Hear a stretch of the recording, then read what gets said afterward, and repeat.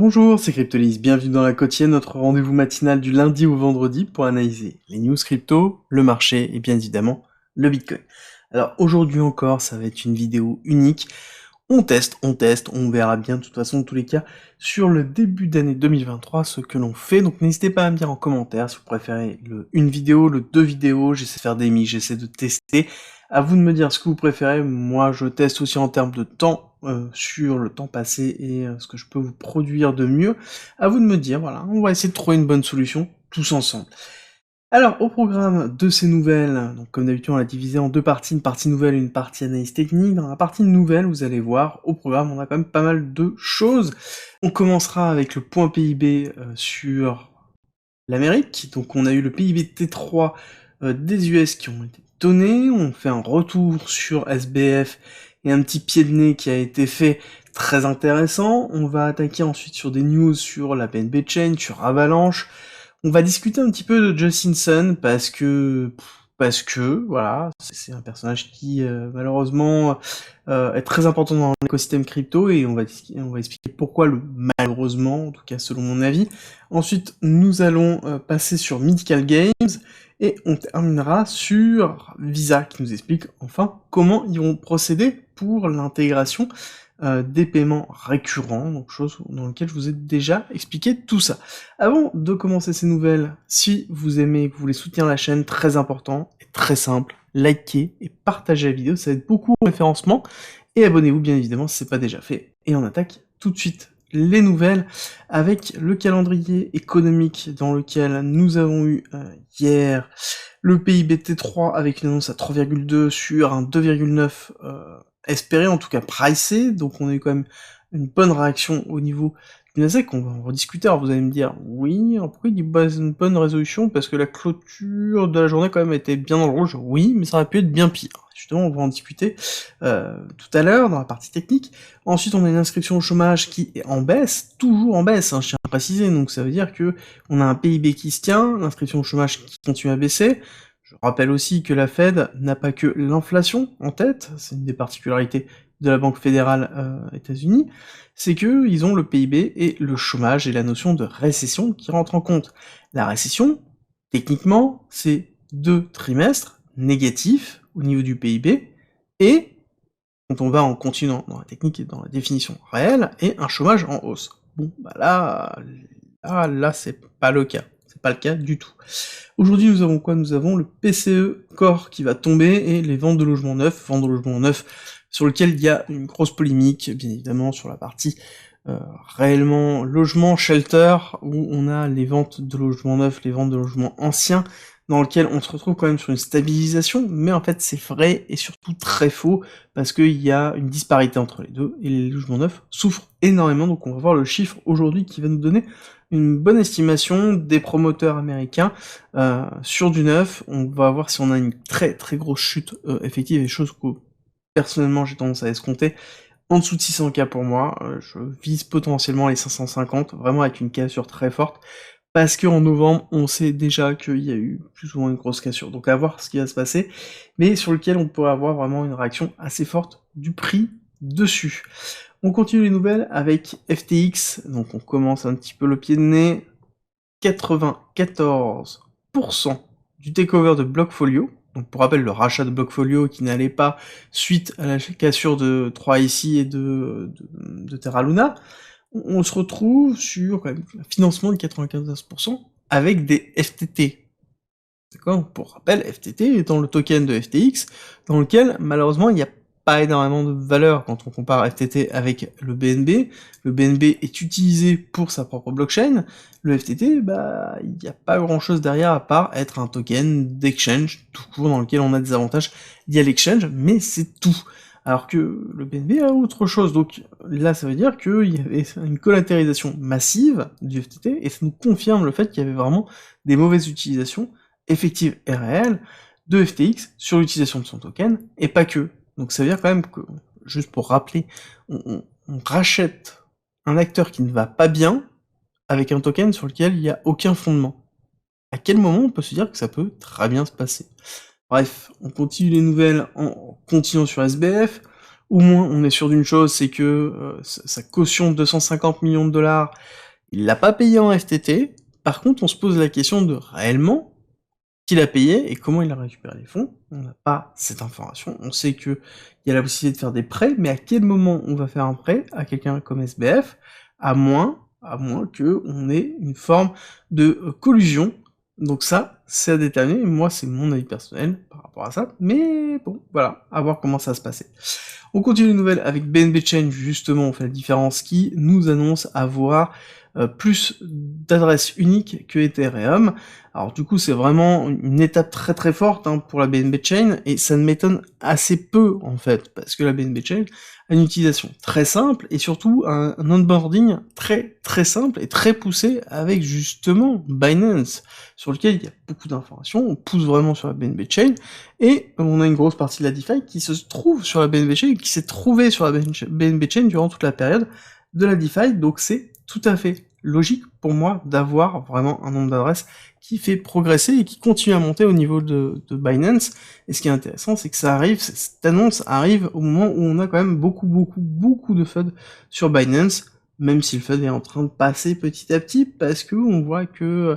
le bank run s'est passé et que Binance est toujours là. On a une diminution des retraits, je vais commencer à vous en parler la dernière fois, donc pour moi, on considère qu'on est plutôt soft. On continue les nouvelles avec notamment Avalanche qui nous propose une mise à jour qui s'appelle Banfa 5, oui, Ban 5, allez hop, qui a deux particularités. Un, de créer de l'interopérabilité au niveau des subnets, subnets étant des réseaux privatisés, hautement paramétrables, basés sur la technologie d'Avalanche, et qui peuvent, s'ils le souhaitent, s'interconnecter avec la blockchain publique. Et justement, ils ont mis en place cette interopérabilité avec une surcouche qui permet aussi de faire des communications entre les subnets à travers la blockchain de façon totalement interopérable, qui permet d'avoir des constructions complexes, du coup, entre plusieurs subchains, donc c'est-à-dire entre plusieurs subnets dans lesquels on pourra avoir des chaînes avec des buts particuliers dans lesquels on transfère des informations, et on garde une véritable segmentation entre chacune des blockchains, mais on garde une forme complète avec l'interopérabilité, chose qui est très intéressante, et qui rentre vraiment dans la notion, je pense, d'une vision 2023-2024 de la blockchain, avec toujours cette notion d'interopérabilité très très forte dans laquelle on doit s'instancier, dans laquelle on doit évoluer si on veut arriver à faire de la mass adoption. Ensuite, on va parler d'un personnage qui s'appelle Justin Sun, donc qui est le créateur de Tron, donc la blockchain, et pas que ça, qui possède maintenant 2 exchanges, enfin, beaucoup de choses qui sont autour de Tron, autour de Justin Sun, pardon, et notamment on apprend qu'ils sont les principaux clients, enfin qu'il est le principal client du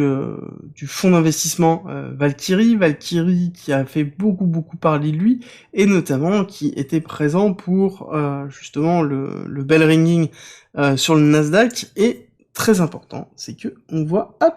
un petit t-shirt de Tron se trouvant ici, d'accord, donc il y a le logo de TRX, de la blockchain de Justin Sun, mais il n'y a pas que ça, il y a aussi le fait que Valkyrie Investment, a priori, proposait des produits crypto qui étaient majoritairement construits sur les produits de Justin Sun à des investisseurs Wall Street, d'accord, donc on se retrouve vraiment à quelque chose où on a la personne qui représente quand même une grosse majorité d'un fonds d'investissement, qui utilise ce fonds d'investissement pour vendre ses propres produits et promouvoir sa propre marque, d'accord, sans le faire de façon claire et précise. On utilise vraiment un écart, à savoir que la représentation de Justin Sun, on parle de 500 millions de dollars qui ont été qui sont actuellement mis en place chez Valkyrie en BTC, d'accord, donc ça reste quand même colossal en termes d'investissement, et c'est un personnage qui pose vraiment question dans le monde de la crypto, dans lequel on le voit beaucoup comme un chevalier blanc, et pour moi il représente beaucoup une représentation de SBF à la version asiatique, dans lequel on se retrouve sur quelqu'un qui promeut la crypto, mais surtout ses cryptos à lui, donc pas forcément l'univers de la crypto-monnaie, et aussi qui se dit étant riche suffisamment pour sauver le monde de la crypto et financer de nouveaux projets, et on a toujours quelque chose qui est tendancieux avec lui sur différents autres projets, alors ce qui s'est passé avec l'USDD, ce qui s'est passé au lancement de Tron, avec d'autres projets qui ont été effectués, on va pas refaire l'histoire, mais on a un personnage quand même qui est, pour moi, je considère, dangereux dans la suite de l'univers crypto. Ensuite, nous avons Mythical Games, donc, qui est vraiment une licorne, qui fait un procès contre plusieurs de ces exécutifs qui sont partis créer un venture capital et qui ont levé 150 millions de dollars avec notamment les secrets de Mythical Games. Donc il y a un gros procès qui est en cours. Très intéressant de voir ça. C'est un des premiers cas que je vois, en tout cas en Web3, et sur lequel on risque d'en avoir, je pense, beaucoup plus à l'avenir, donc dans 2-3 ans qui arrivent, parce que c'est sûr et certain qu'il y en a beaucoup qui se sont intégrés dans des projets très très forts, récupérer beaucoup d'informations pour ensuite les exploiter autrement et lever des fonds, même s'il n'y a pas forcément une exploitation commerciale derrière, ça n'empêche que c'est une véritable violation du secret professionnel. Ensuite, on va attaquer sur Visa, et on va terminer sur Visa sur la partie nouvelle. Visa qui nous donne des informations sur l'utilisation de Starknet dans leur problématique de paiement récursif, de paiement d'abonnement, de paiement régulier, qui manque cruellement à la crypto-monnaie, et du coup on se retrouve quand même sur la notion d'auto-paiement, et toute l'explication qui est plutôt bien faite avec des liens. On a beaucoup d'informations, je vous mets le tweet directement dans le thread Twitter que je poste comme d'habitude, donc n'hésitez pas à rejoindre le Twitter, donc cryptolyse_tech, si vous voulez me suivre, vous aurez beaucoup d'informations, et notamment des threads réguliers sur des points critiques, donc ça peut être intéressant. Et on attaque tout de suite la partie technique, dans laquelle on va analyser tout ce qui s'est passé. Alors, partie technique, comme d'habitude, on va l'attaquer avec un récapitulatif de notre hypothèse héliotiste, vague 1, 2, 3, 4, 5, 5 terminé en avril 2021, retracement A, B, C, B avec extension, C avec extension, dans lequel nous sommes en train d'aller chercher, le 1.618, j'allais dire, mais en tout cas, on est entre le 382 et le 1.618. Je rappelle que la vision à 10K n'est pas pour moi. J'ai un point de vue très fort dessus, et je vous l'ai déjà présenté en long, en large, en travers, je ne reviendrai pas dessus.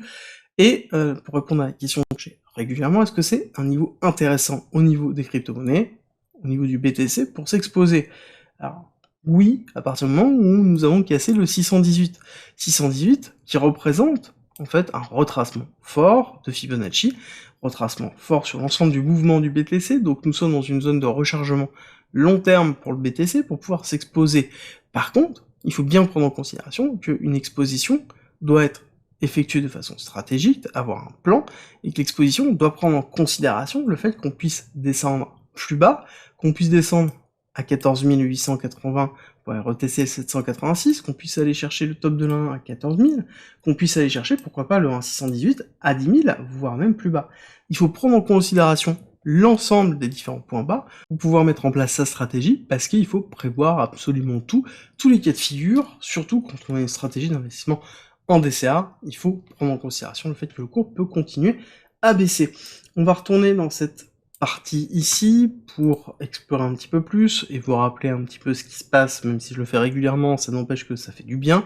de rappeler que nous sommes dans une accumulation de wick-off qui est une pattern bullish de ranging sur lequel on crée des résistances et des supports que l'on va liquider. Donc là, par exemple, dans cet exemple-là, nous avons la chute de FTX qui nous a donné le selling climax, le SC, on a retracé, donc classiquement, avec l'automatique rally,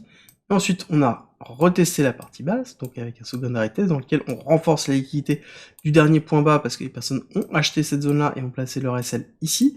on a réaccéléré, et ensuite on a cassé avec une news fondamentale très forte, FTX, et somme toute très forte, oui, mais qui nous a fait perdre que 25%, alors que potentiellement on aurait pu craquer beaucoup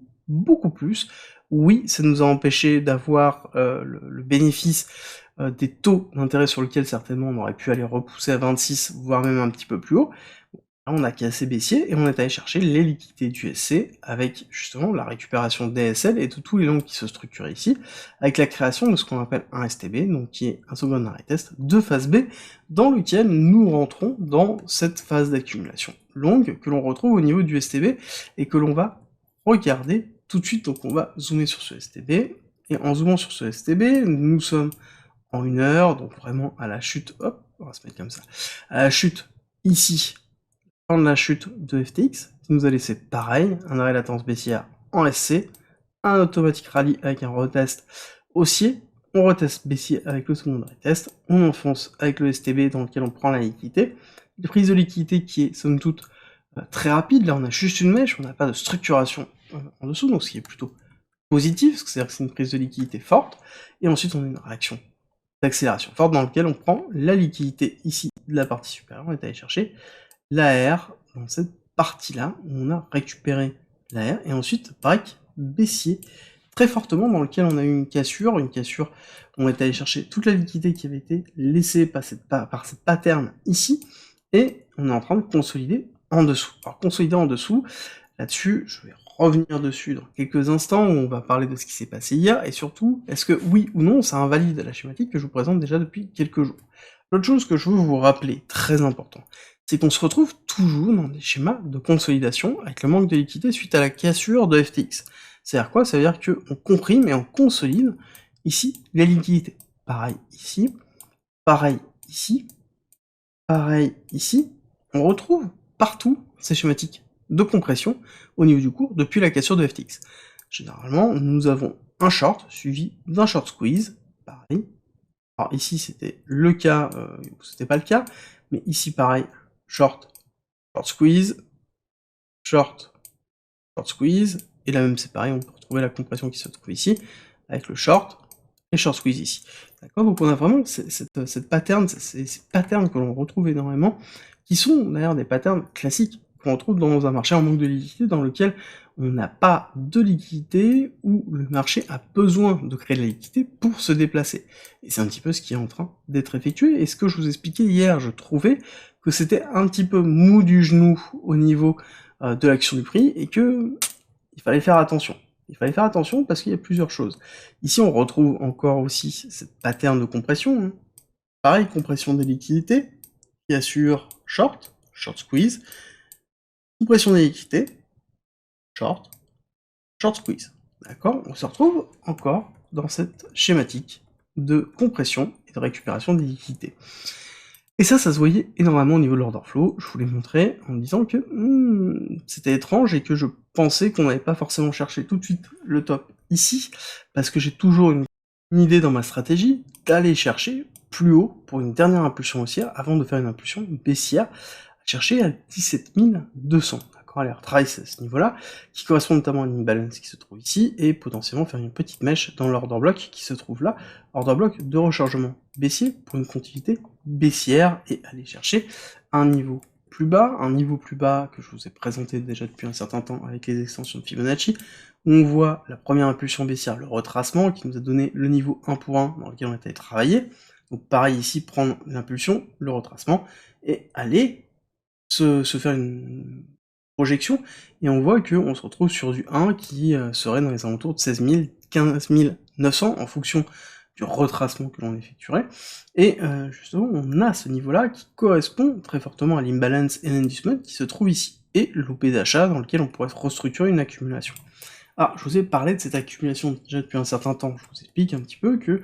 pour moi, la cassure baissière, elle va pas forcément être tout de suite. J'ai tendance à penser qu'on va être dans une forme de ranging entre 15 000 et 25 000, ça je vous l'explique depuis un certain temps. Et pourquoi je vous dis que potentiellement on peut avoir ici un retracement? Parce que si on prend un petit peu, on retire un petit peu cette notion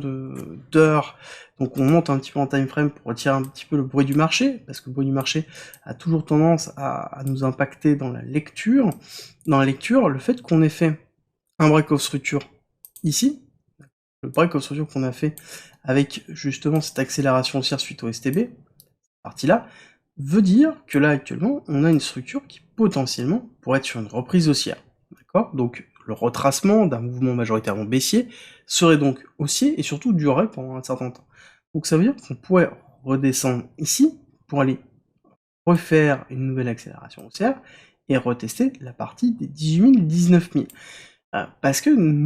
j'ai tendance à penser que nous sommes dans cette pattern-là, où on a une zone de rejet très forte dans les 15 000, voire potentiellement 16 000, au-dessus du STB, et qu'on a fait le break ici, et que ce break ici a tendance à montrer que potentiellement on peut monter. On peut monter, oui, parce qu'il y a aussi d'autres choses qui rentrent en compte. On a la partie macro qu'on ira voir tout à l'heure avec le SP500 Nasdaq DXY et l'US Oil qui commence à s'aligner correctement sur une schématique que je vous ai présentée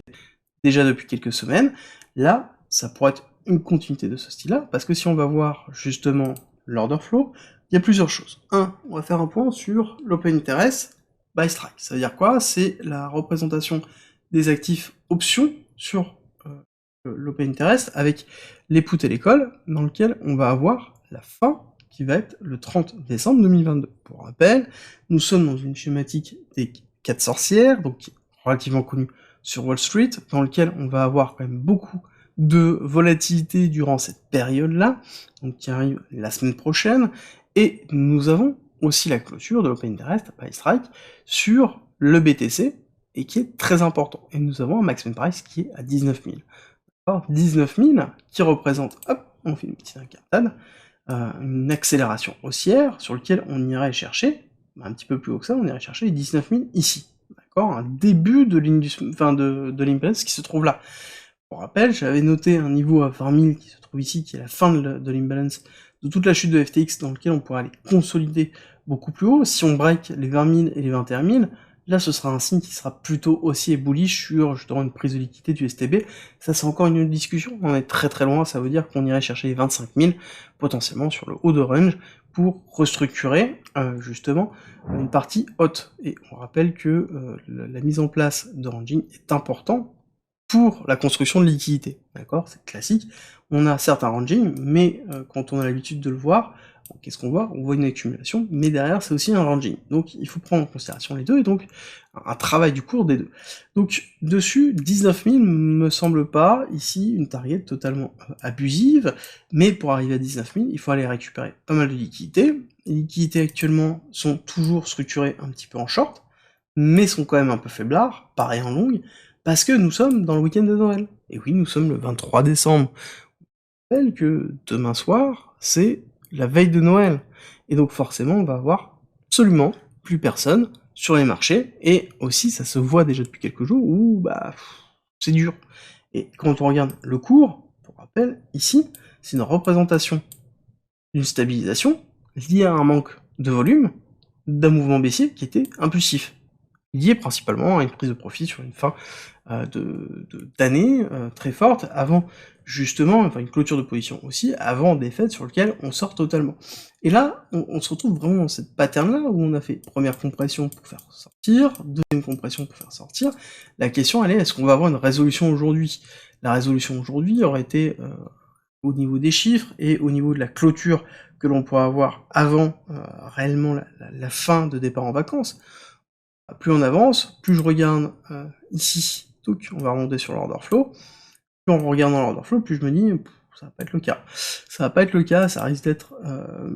pareil, même principe qu'aujourd'hui, hein, avec un mouvement dans un sens qui va être ravalé instantanément pour récupérer la liquidité, avec quelque chose qui est plutôt plat, qui est plat en longue, dans lequel on n'a plus de structuration, d'accord, on n'a pas du tout de structuration, on a un petit peu d'augmentation au niveau de la totalité des comptes, mais l'un dans l'autre, il n'y a aucun changement, donc aucun changement, ça veut dire qu'on n'a pas de nouvelle prise de position, et donc on a un cours qui est plutôt stable. La seule chose qu'il faudrait noter, c'est qu'on a une petite, vraiment petite augmentation de l'open interest qui pourrait nous dire que potentiellement il y a des personnes qui sont en train de construire des positions, et vu la tête des positions, ce sera des positions longues, avec potentiellement des positions qui peuvent aller chercher jusqu'à 16 000, voire même un petit peu plus bas pour structurer, d'accord? Qui commencent à construire des positions, ici, dans cette zone-là, d'accord, qui sont des positions de top trader, donc avec énormément de capital, dans lequel ils vont rentrer en position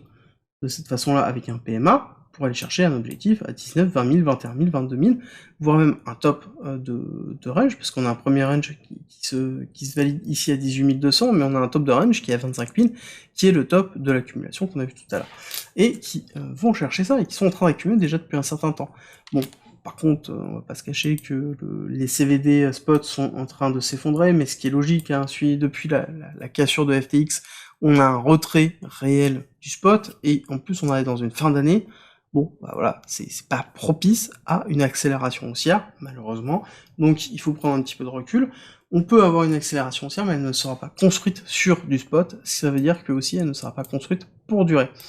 on va voir un petit peu ce qui s'est passé sur la macroéconomie, avec notamment le Nasdaq et le SP500, le DXY, et un petit tour sur l'US Oil, parce que c'est très intéressant par rapport à ce que je vous ai expliqué hier. Hier, on a fait une bougie colossale. Ici, on est allé chercher directement le 786. Je pensais sincèrement on allait potentiellement retester la partie basse, je ne pensais pas qu'on allait break aussi fort, on est allé chercher toutes les liquidités ici, et on est allé récupérer l'order block, très important, le retracement 786, très important, et on a ravalé une grosse partie ici, et là je pense qu'il va falloir patienter, il est fort probable d'avoir quelque chose qui va être dans la même tonalité que hier, donc dans le rouge, même si je pense que la volatilité ne va pas être la même du tout, donc on pourra avoir une consolidation ici sur le 786, avant de pouvoir repartir potentiellement à la hausse sur la semaine prochaine, ou une stabilisation la semaine prochaine avec un retracement effectif. Bon, clairement, on est dans une consolidation baissière d'une fin d'année, là, il n'y a rien de nouveau, c'est quelque chose d'assez simple. La chose que je voulais vous montrer dessus, c'est une représentation en heure du Nasdaq, pour vous montrer un petit peu la représentation avec le BTC, et vous montrer qu'on est quand même relativement résilient. Oui, on a eu un impact, d'accord, le Nasdaq a décroché, ok, le BTC a décroché aussi, par contre, derrière, le BTC est remonté au même niveau, que ce n'est pas du tout le cas au niveau du Nasdaq. Ça veut dire que là, on est allé vraiment chercher tous les shorts, dans lesquels on a fait un beau short squeeze pour récupérer, donc ça veut dire que le marché était majoritairement shorté, donc on a une belle impulsion, parce qu'on a bien vu que le spot n'existe pas, hein, d'accord, il n'y a quasiment aucun volume, donc ça veut dire que le mouvement du BTC n'a pas été fait par le spot, mais a été fait sur le perpétuel, donc sur une manipulation réelle, et on voit que on est revenu au point de départ. Donc on a une forme de résilience forte au niveau du BTC déjà depuis un certain temps, surtout par rapport au Nasdaq qui quand même montre pas mal de signes de faiblesse, hein, parce qu'on est allé chercher déjà le 786, quand on compare au SP500, SP500 est allé travailler le 0,5, on a break baissier le niveau qu'on avait atteint avant, mais enfin, quand on compare les deux, c'est compliqué, hein, je veux dire, là, la baisse, elle est colossale par rapport à ce qui a été fait sur le SP500, le SP500, on a juste fait une toute petite mèche, toute petite, on n'a même pas allé chercher le 618, alors que la target pour moi du SP500 serait chercher les 786, avec l'OB qui se trouve ici, sur lequel on a pas mal de choses à aller récupérer, donc oui, on pourrait aller chercher le 618, que le 618, parce qu'on a ici l'Inus Mut, on a pas mal d'informations, mais ça reste quand même assez faible comme retracement comparé au Nasdaq. Donc, est-ce que on considère que le retracement du Nasdaq 786 est la marque potentielle d'un retournement, et que, justement, on s'arrêterait sur le SP500 à 618, ou est-ce qu'on considère que le SP500 à 618 doit continuer pour chercher le 786, et donc à ce moment-là, le Nasdaq s'enfoncer vers un retracement du 886 À vous de me dire ce que vous en pensez en commentaire, et on va passer au DXY. DXY sur lequel nous avons, on commence à ravaler. Voilà, je vous avais dit qu'il fallait break baissier, là on voit qu'on est en train de se clôturer la semaine, et on est en train de ravaler encore une fois, hein, malheureusement, on est en train de se diriger vers une clôture au-dessus du niveau du break-off structure, on va patienter, il reste qu'un seul jour, on verra vraiment la clôture hebdomadaire qu'on aura, mais ça montre vraiment qu'on a une zone de structure. D'ailleurs, on a break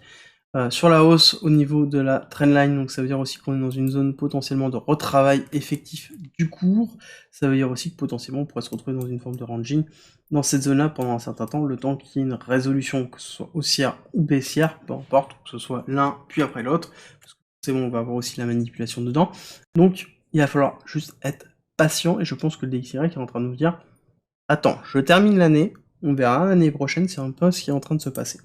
Au niveau de l'US Oil, on a eu cette accélération cette semaine, et on voit qu'on a ravalé hier cette magnifique bougie qu'on avait commencé à avoir très très boule, hein, dans lequel on marquait justement potentiellement un break-off structure haussier avec un retour de croissance. Bon, potentiellement, là on est juste dans une zone de retravail, et qu'on risque de restructurer, tout simplement dans les 70, voire potentiellement aller chercher de la target qu'on cherche depuis un certain temps, les 65, avec potentielle diminution, mise en place d'une récession, un pricing d'une récession, et peut-être aussi un pricing de l'OPEC. Donc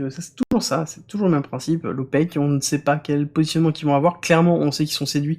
par les US avec pas mal d'actions, en tout cas dans l'action des Émirats, mais est-ce que ça va être suffisant ou pas pour leur faire changer leur position sur la production de pétrole? Je ne pense pas en tout cas en l'état, je pense que les négociations sont toujours en cours, et quand la nouvelle arrivera, il va pas falloir se louper, parce que ce sera pour moi un signal très fort d'un retour, justement d'une fin de récession, mais en tout cas d'un retour d'un pouvoir de croissance très fort, avec justement une cassure vraiment très très forte de l'inflation, parce qu'une grosse partie de l'inflation qui est liée, un, au shelter, et deux, aussi, et beaucoup, sur le pétrole, donc l'accès aux énergies, qui entraîne aussi l'inflation des produits transformés, d'accord, et notamment la food. Donc à partir du moment où on règle cette problématique de prix de l'énergie, et que ce soit en Europe ou que ce soit aux États-Unis, bah à ce moment-là, à partir du moment où on règle cette problématique de prix, on se retrouvera très fortement sur quelque chose qui va baisser, et donc une inflation qui va chuter, et donc derrière, la Fed qui pourra dire j'ai fait le job, et donc arriver plus vite sur une zone de plateau, et entamer ce fameux pivot que tout le monde attend, et qu'il y a une partie de pricing, je pense, qui ne devrait pas tarder à arriver à partir du moment où on aura les chiffres qui iront dans ce sens-là. À vous de me dire ce que vous en pensez en commentaire, je vous dis à très vite pour une nouvelle vidéo. Avant de se quitter, je vous rappelle que le Discord est en commentaire, c'est gratuit, et c'est un lieu de partage et d'échange autour de la crypto-monnaie, de la blockchain, du trading et de l'investissement. N'hésitez pas à rejoindre justement notre communauté de passionnés, et pour tous ceux qui veulent soutenir la chaîne et le Discord, on a mis en place un premium avec plus de contenu, avec plein de choses, comme par exemple 100 vidéos, 300 pages de formation et de guides structurés autour d'un parcours pédagogique. On y en rajoute toutes les semaines, donc ça grossit toutes les semaines. Vous y retrouverez aussi des stratégies de trading, des stratégies d'investissement, des analyses, des lives hebdomadaires, des briefs quotidiens que j'effectue sur le marché, plein de choses, plein de contenu. N'hésitez pas à nous rejoindre et je vous mets une petite vidéo en haut à droite pour les curieux. Je vous dis à tout de suite.